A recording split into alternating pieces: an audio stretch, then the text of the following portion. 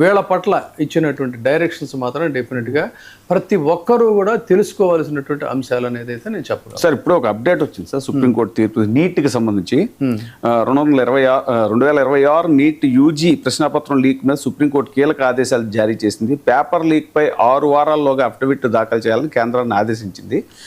పర్యవేక్షణ యంత్రాంగాలు, పర్యవేక్షణ కమిటీలు ఉన్నప్పటికీ కూడా ఇంత పెద్ద ఉల్లంఘన ఎలా జరిగిందంటూ ఆందోళన వ్యక్తం చేసింది. పర్యవేక్షణ ఉన్నప్పటికీ పేపర్ లీక్ జరిగిందంటే ప్రక్రియలో లోపాలు ఉన్నట్టే అని నేషనల్ టెస్టింగ్ ఏజెన్సీ మీద ఆగ్రహం వ్యక్తం చేసింది. సెంట్రల్ గవర్నమెంట్ మీద కూడా ఉన్నది.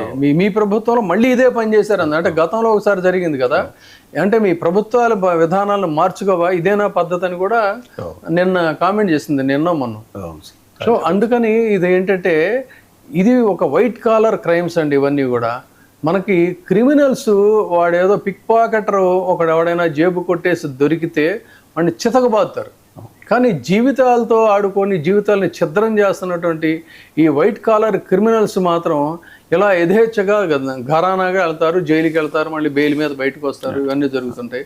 సో మోర్ డేంజరస్ ఏంటంటే ఈ సమాజానికి వైట్ కాలర్ క్రిమినల్స్ అనేది మరొకసారి నీట్ ద్వారా నీట్గా క్రైమ్స్ చేసేటువంటి పనికిమాలిన వెధవలు, నీట్గా డర్టీ పనులను కూడా. Thank you very much sir. చూస్తూ ఉండండి 99 TV.